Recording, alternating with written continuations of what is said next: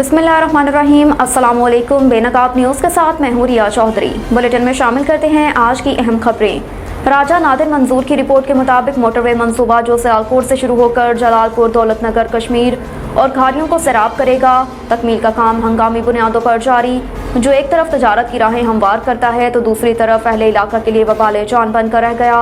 आए रोज़ मिट्टी और रेत उठाने वाले डंपर जिन पर मामूल ड्राइवर सहसराज जिनके पास लाइसेंस भी नहीं और ना ही उनको हैवी और लोडर व्हीकल को चलाने का तजुर्बा है, जिसकी वजह से आए दिन ट्रैफिक हादसात में इजाफा होता जा रहा है। गुज़श्ता रोज़ भी बदर पुल पर लोडर डंपर की टक्कर से एक जिसमें चंद अफराद सवार थे खाई में जा गिरी और सवार अफराद खुशकिस्मती से बच गए, जबकि दूसरी तरफ भगोवाल गाँव में एंट्री लेते हुए डंपर की टक्कर से ट्रांसफार्मर गिरकर तबाह हो गया और बिजली के खंभे टूट गए, जिस पर अहले इलाका ने शदीद गम और गुस्से में आ गए, जबकि ड्राइवर मौके से फरार होने में कामयाब हो गया क्योंकि इसके पास लाइसेंस भी मौजूद ना था। भगोवाल के मुकामी लोगों ने FIR थाना गुलियाना में जमा करा दी और महकमा शहरात इंतजामिया और FWO से मुतालबा किया कि आबादी से लोडर गाड़ियों पर पाबंदी लगाए और उनका मुतबादल रास्ता निकाला जाए। राजा नादिर मंसूर की रिपोर्ट के मुताबिक कल डॉक्टर आफिया से मेरी डॉक्टर फौजिया और क्लाइव स्टार फूड असमत समेत जेल में मुलाकात होगी, लेकिन आज डॉक्टर फौजिया की मुलाकात का अफसोसनाक अहवाल सुन लीजिए।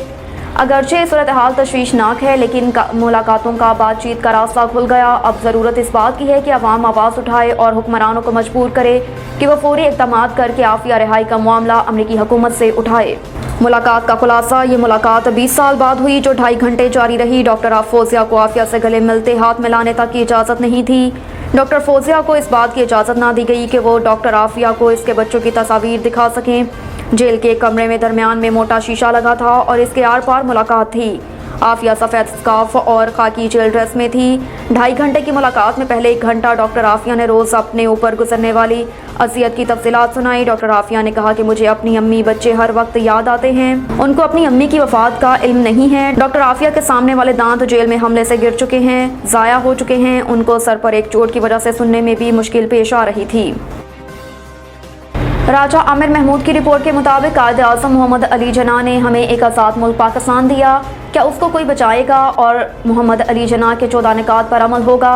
75 साल हो गए मुल्क को आज़ाद हुए, इसको सब लूटने वाले आए। मुल्क की मौशत, सालमियत और तरक्की का बेड़ा गर्क कर दिया गया। पाकिस्तान में दुनिया के तमाम ज़ख़ीरा वसाइल मौजूद होने के बावजूद हमारा मुल्क संगीन नाजुक दौर से गुजर रहा है। किसी सियासतदान और जमातों को कोई मुल्क परवाह नहीं। कायद आज़म मोहम्मद अली जिन्ना की आज़ाद मुल्क देने को मेहनत पर पानी फेर दिया गया। आज हमारे प्यारे मुल्क पाकिस्तान में 75 साल होने को है और माँ बहनों की इज्जत तक महफूज नहीं। जुल्म की इंतहा हो चुकी है। जिस तरह जुल्म शुरू हुआ है इसकी मिसाल नहीं मिलती। या अल्लाह इस मुल्क को बचाने के लिए मदद फरमा और मुल्क जो जुल्मों से तम हो रहा है इससे निजात दिलवा और मुल्क तरक्की की राह पर गामजन कर दे। राजा आमिर महमूद की रिपोर्ट के मुताबिक नेपरा ने अवाम पर बिजली का एटम बम गिरा दिया। ₹1.60 फी यूनिट महंगी।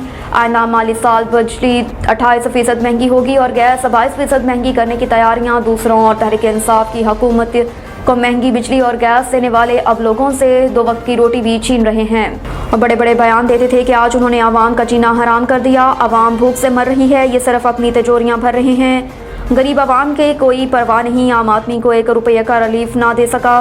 दिन ब दिन बोझ गरीबों पर डाल रहे हैं। दावे तो धरे के धरे रह गए। मुल्क को तबाह कर दिया गया। Audio leaks commission case inquiry commission ने भी सुप्रीम कोर्ट के बेंच पर एतराज़ उठा दिया। जस्टिस काजी फायसीसा की सरबराही में कायम 3 रुकनी इंक्वायरी कमीशन ने भी ऑडियो लीक्स कमीशन का केस सुनने वाले सुप्रीम कोर्ट के बेंच पर एतराज़ कर दिया। इंक्वायरी कमीशन के सेक्रेटरी ने सुप्रीम कोर्ट में जवाब जमा करवा दिया। वफाक के बाद ऑडियो लीक्स इंक्वायरी कमीशन ने भी सुप्रीम कोर्ट के बेंच पर एतराज़ उठा दिया। सुप्रीम कोर्ट में जमा करवाए गए इंक्वायरी कमीशन के जवाब में कहा गया कि आईनी दरख्वास्तें काबिल समात नहीं। इंक्वायरी कमीशन ने 5 रुकनी बेंच की तश्कील के तरीकाकार पर भी एतराज़ करते हुए कहा कि बेंच की तश्कील का मामला जजिस कमेटी के सामने नहीं रखा गया। बेहतर होगा जजिस कमेटी की जानिब से बेंच की तश्कील तक 5 रुकनी बेंच समात मौखर कर दे। ये ऑडियोस रिकॉर्ड कौन करता है? इस्लामाबाद हाई कोर्ट ने हुकूमत से जवाब तलब कर लिया। इस्लामाबाद हाई कोर्ट ने ऑडियो लीक तहकीकात के लिए कायम खसूसी कमेटी को साबिक चीफ जस्टिस साकिब निसार के बेटे के खिलाफ कार्रवाई से रोक दिया। इस्लामाबाद हाई कोर्ट में ऑडियो लीक तहकीकात के लिए कायम खसूसी कमेटी की तश्कील के खिलाफ दरख्वास्त पर समात हुई। दौरान समात जस्टिस बाबर सत्तार ने सवाल किया कि क्या ये स्पेशल कमेटी है? वकील लतीफ़ खोसा ने जवाब दिया कि स्पेशल कमेटी के लिए भी वही रूल्स होंगे जो आम कमेटी के लिए होते हैं। अदालत का कहना था कि आपको मुतल्लिका वजारत को पार्टी बनाना पड़ेगा। वकील लतीफ़ खोसा का कहना था कि कोई मुतल्लिका वजारत इस मामले में है ही नहीं, फिर भी हम बना देंगे। हमने सिर्फ ये चैलेंज किया है कि स्पीकर और असम्बली को प्राइवेट मामला देखने का इख्तियार नहीं। सुप्रीम कोर्ट में जो मामला ज़ेर अल्तवा है, हमने उसको चैलेंज नहीं किया। ऑडियो लीक 2 प्राइवेट लोगों के दरमियान मुबैना तौर पर की गई बातचीत है। पार्लियामेंट को 2 प्राइवेट लोगों के मामले को देखने का इख्तियार नहीं। राना सनाउल्लाह कहते हैं हमारी पार्टी में इतनी गुंजाइश नहीं कि सब पीटीआई वालों को ले लें। राना सनाउल्लाह ने कहा कि नवाज शरीफ को रिलीफ मिलना चाहिए, ये उनका हक है। जब इलेक्शन होंगे तो नवाज शरीफ वापस आएंगे और पार्टी को लीड करेंगे। वो वापस आकर इलेक्शन मुहिम चलाएंगे। उन्होंने कहा कि अगर कोई नई जमात बनती है तो हमारे लिए कोई चैलेंज नहीं होगा। अगर नई जमात सियासी असूलों पर चलती है तो वो अपनी किस्मत आजमाए।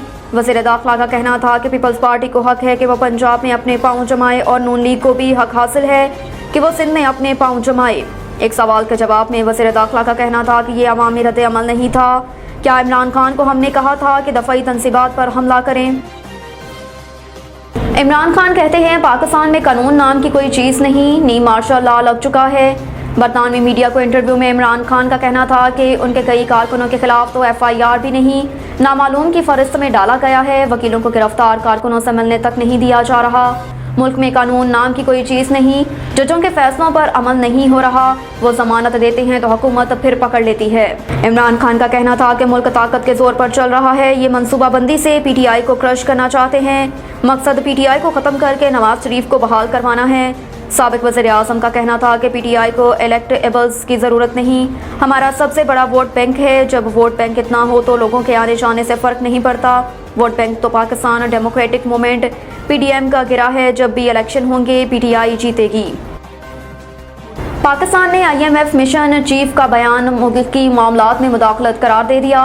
इस्लामाबाद में मीडिया से गुफ्तगू करते हुए वज़ीर ममलिकत बराए ख़ज़ाना आयशा गौस पाशा का कहना था कि पाकिस्तान कानून के मुताबिक ही चल रहा है। IMF मिशन चीफ का बयान गैर मामूली नवैयत का है। पाकिस्तान के अंदरूनी मामलात में मुदाखलत IMF का मैंडेट नहीं है। आयशा गौस पाशा का कहना था कि कर्ज प्रोग्राम में ताख़ीर पाकिस्तान और IMF दोनों के मफाद में नहीं। वज़ीर आज़म ने MDIMF को शराइत पर अमल दरामद और प्रोग्राम मुकम्मल करने की यकीन दहानी कराई है। उम्मीद है नए बजट से पहले स्टाफ लेवल मुहद्दे हो जाएगा। अब तक के लिए इतना ही। देखते रहिए बेनकाब न्यूज़।